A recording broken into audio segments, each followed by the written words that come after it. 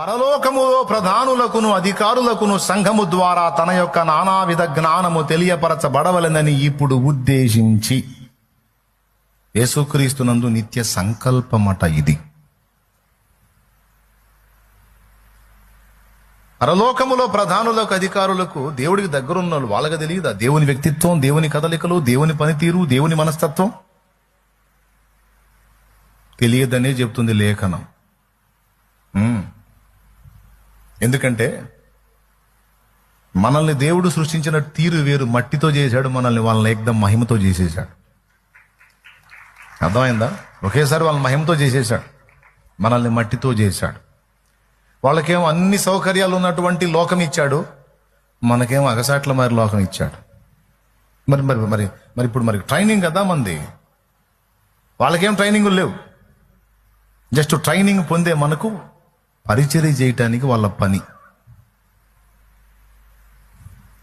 మనల్ని ఎందుకంటే వాళ్ళకు కూడా దక్కని స్థానం మనకి ఇవ్వడానికి.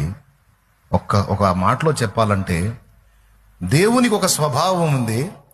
ఆ స్వభావములో మనల్ని పాలివారలనుగా చేయటానికి మనల్ని ఈ విధంగా చేశాడు ఆయన. పేతురు గారు చెప్పాడు ఈ మాట, నాకు కూడా తెలియదు, మీకు కూడా చెబుతాడు. చూడండి, పేతురు రాసిన 2 పత్రిక 1వ అధ్యాయము 4వ వచనం చూడు.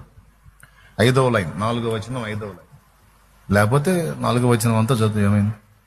ఆ మహిమ గుణాతిశయములను బట్టి ఆయన మనకు అమూల్యమును అత్యధికములనైన వాగ్దానములను అనుగ్రహించి ఉన్నాడు. దురాశను అనుసరించుట వలన లోకమందున్న భ్రష్టత్వమును ఈ వాగ్దానం మూలముగా మీరు తప్పించుకొని దేవ స్వభావమునందు పాలివారగునట్లు వాటిని అనుగ్రహించెను.